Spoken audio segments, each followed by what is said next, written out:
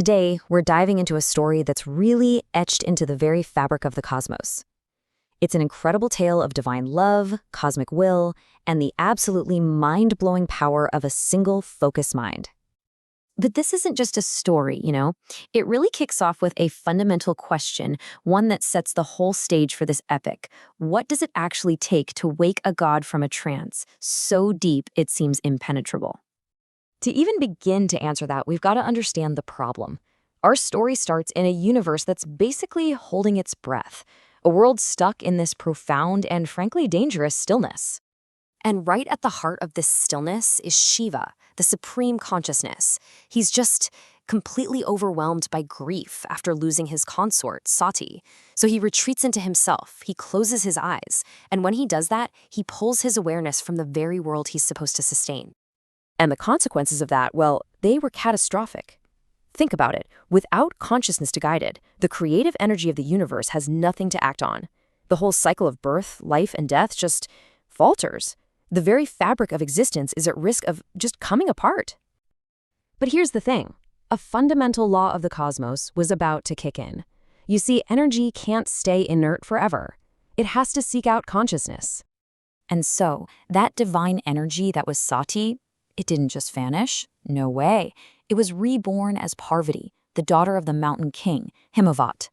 Now, she was grace and beauty itself, but she was born with this singular, cosmic purpose. Her destiny was crystal clear, a mission that would decide the fate of everything. She had to awaken Shiva and bring the universe back into balance. But waking up a god from a grief-induced timeless meditation, that's no simple task. It was going to require a method as deep as the trance it was trying to break. And this brings us to the absolute core of our story, the fire of penance. Parvati tried everything. Seriously, she served Shiva with devotion, surrounded him with beauty, filled the air with music. But nothing worked. Superficial methods just couldn't break through that kind of stillness. Something far more radical was needed. She chose the path of Tapasya. Now, this isn't just simple discipline. It's an incredibly intense, severe spiritual austerity. It's the act of generating this immense inner heat, tapas, through extreme self-control, basically forging an unbreakable vow in the fire of her own will. So what does she do? Parvati leaves her palace and goes deep into the harsh wilderness of the mountains. She decides she's going to meet Shiva on his own terms, matching his asceticism with her own, proving that her will was every bit as unshakable as his withdrawal. Just look at this progression. It really shows the sheer intensity of her resolve. First, she gives up all worldly comforts. Then she stops eating, surviving only on leaves that have already fallen. After that, she gives up even the leaves, living on nothing but water. And finally, get this, in an act of ultimate transcendence, she lives on nothing but air. And she did this without wavering for thousands upon thousands of years. Just let that sink in for a second. An act of devotion and will that spans millennia. So here's the crucial part. Her tapasya generated an unbelievable amount of spiritual energy. This inner fire literally became an outer fire, a cosmic heat so powerful that the gods themselves got worried, and the very laws of the universe began to bend under the strain of her will.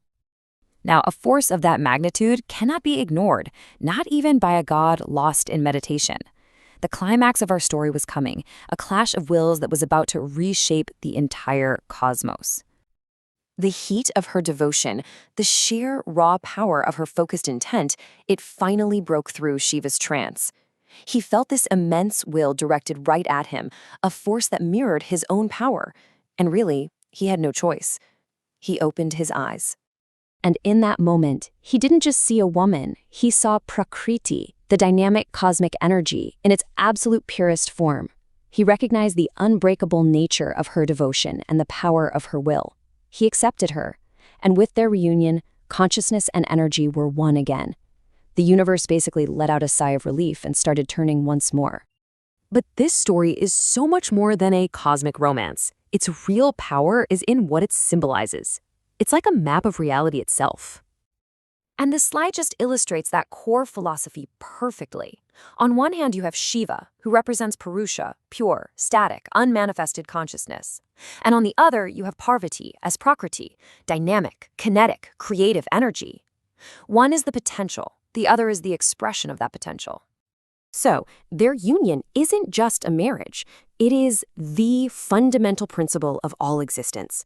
For anything to be created, for anything to exist at all, consciousness has to unite with energy. Without one, the other is totally incomplete and inert. Remember that unbreakable vow we talked about, that power of focused will that drove Parvati's whole journey? Well, it has a name, Sankalpa. It's the idea that your intention, when you hone it to a single, unwavering point, can become a real creative force in the universe.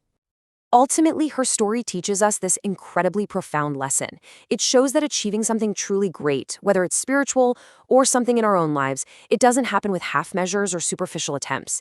It requires total commitment and an unwavering, focused will. And that really just leaves us with a final thought. The story of Parvati is this powerful testament to the idea that a single, focused will is strong enough to shift the balance of the entire cosmos. And it makes you wonder, doesn't it? What mountains, big or small, could our own determination move today?